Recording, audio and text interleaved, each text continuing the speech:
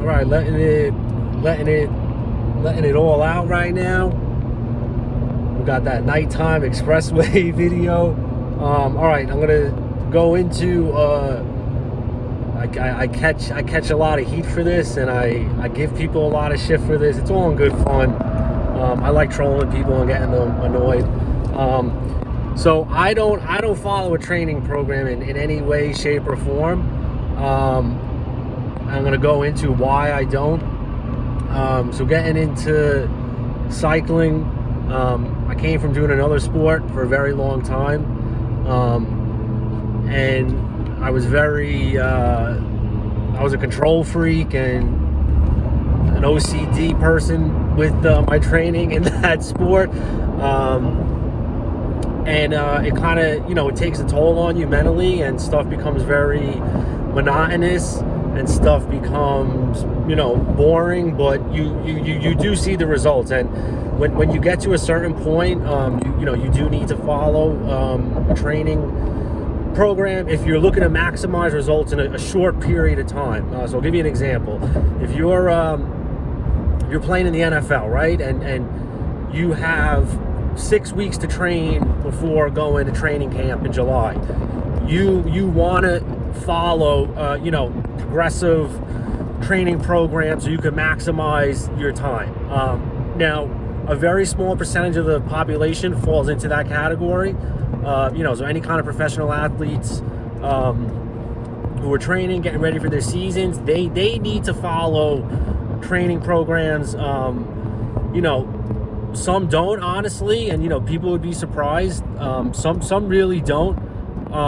But let's say you're a guy, we'll just use the NFL as an example, because I've been around this scene and I've seen it firsthand. Let's say you're a linebacker, right? You want to go work out with trainer A, we'll call him. You want to go work out with trainer A.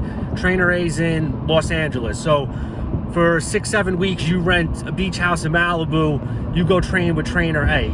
Trainer A is going to come up with, if he knows what he's talking about, if he's reputable, if he's smart, he or she, we could say she, we don't know if he's the she, we got to be politically correct. She or he is going to come up with a program, to maximize your time with them. All right, so that's people like that obviously need to follow a program.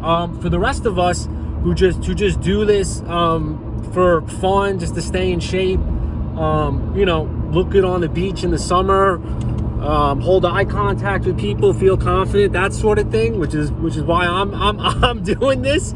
You don't really need to follow a training program if you have experience, if you have any sort of training, background, whether in sports or just, general fitness. Like, you really don't need to follow a training program. And I know with cycling, with Zwift and all these different training programs, and people being obsessed with like power meters, like, unless, this is my opinion, and this I'm not trolling with, this I'm serious with, unless you're getting paid, and you're on, Quick Step, you're on Jumbo Visma, you're on, Ineos, however the hell you say their name, like, just go out and ride. That's all you have to do.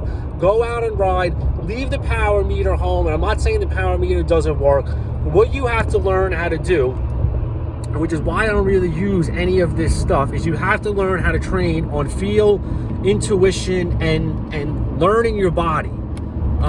So if you're a real athlete, again, it doesn't matter what sport you're doing, what type of training you're doing, you apply this methodology to your training, and you don't really need to worry about following, a structured training program. You don't have to worry about, oh, this week I got to do, 20 hours. This, I'm going to do 20 hours for 2 weeks. I'm going to ride 10 hours on Zwift in 2 days. Like, bro, like, enough. Like, you don't have to do that. That shit's a waste of time.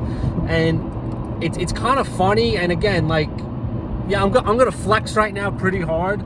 And again, I'm really not trolling. Like, this is just me being honest.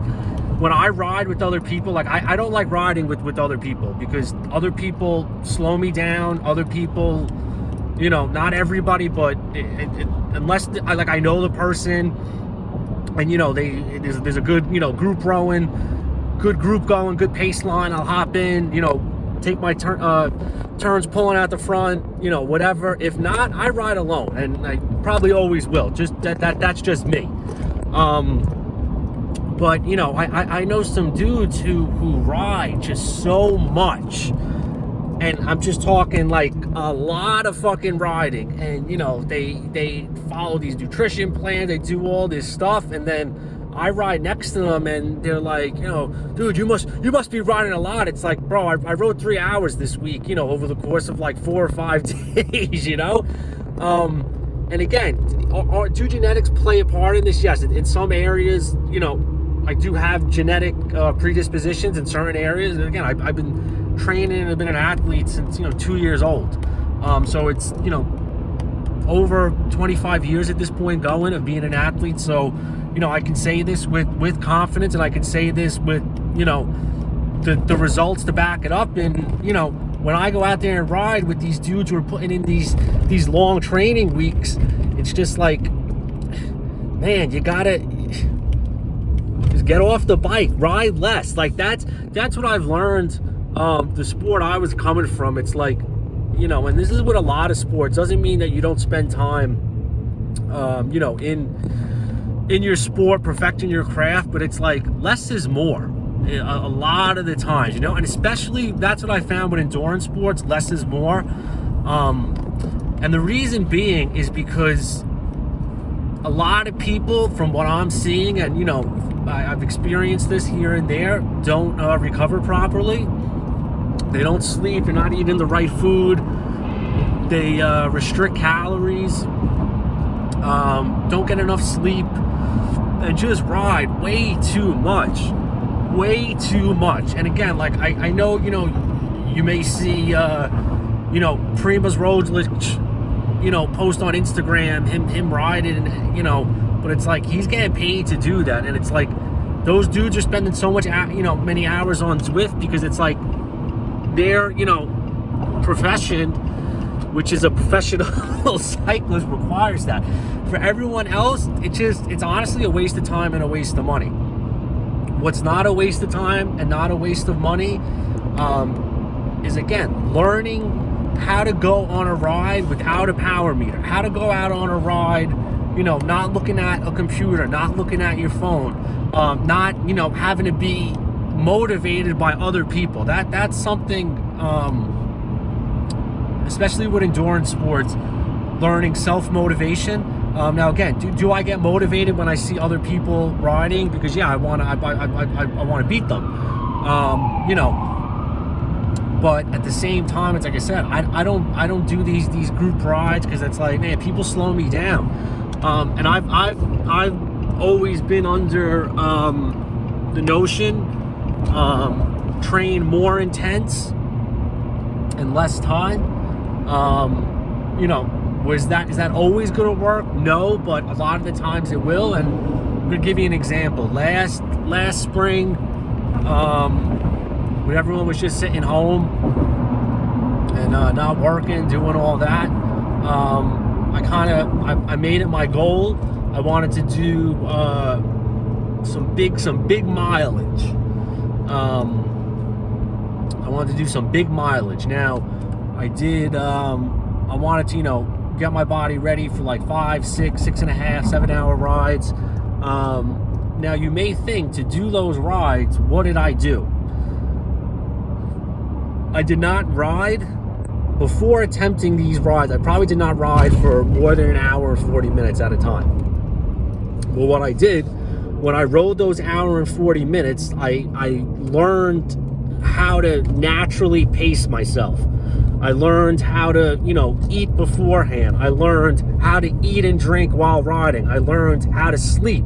I learned how to train the muscles that are not worked during riding. So, when you ride a lot, you create imbalances all over your body.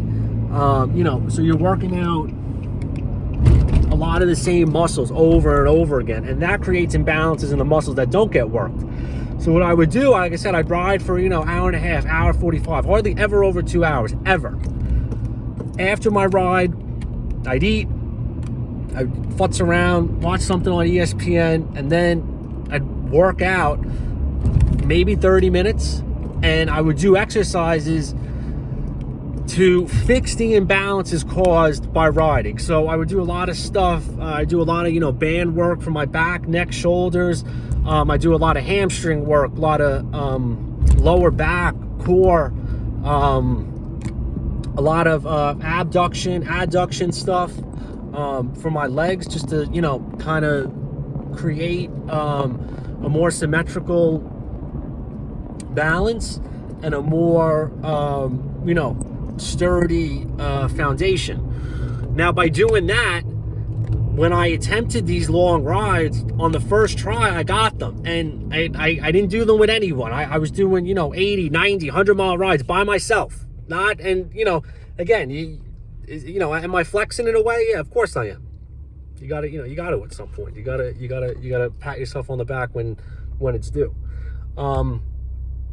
So my suggestion for a lot of people that I see and who I overhear complain, they can't get faster, they can't do this, they're not reaching their goals.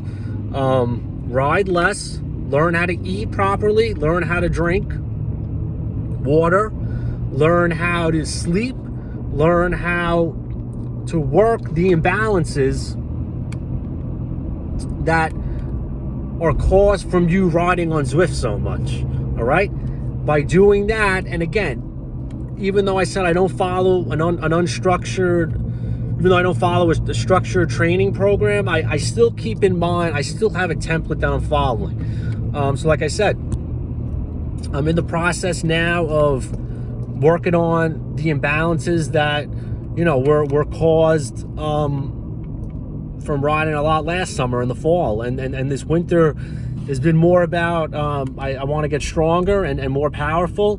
So I've added more muscle from working out, and I'm not riding as much, but I found that my cardio on the bike and my endurance is still good, and I do plan again in a couple of months once summer hits to get the big 5, 6, 7 hour rides in again, just chilling, good mental clearing. That's why I really do the big rides, because it is kind of boring, honestly, riding a bike for 5, 6, 7 hours.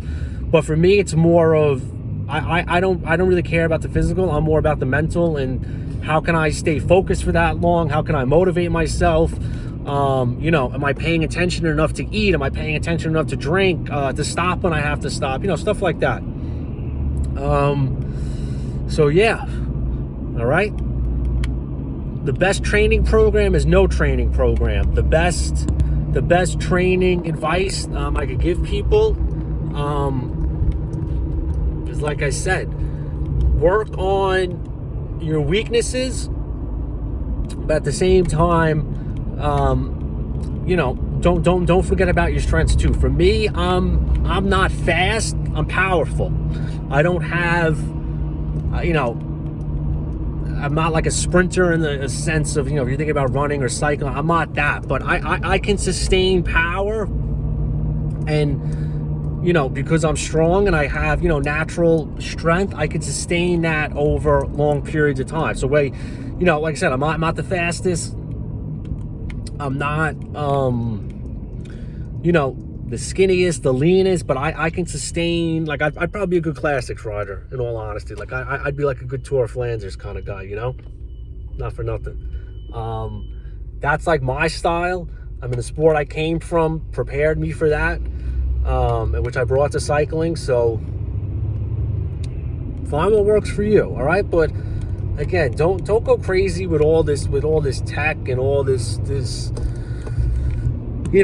nonsense, all this, sure, it's fun. It's nice to know numbers. It's nice to, know where you're at, but learn your body, because, when the tech fails, all you got is, your body and your mind to lead you.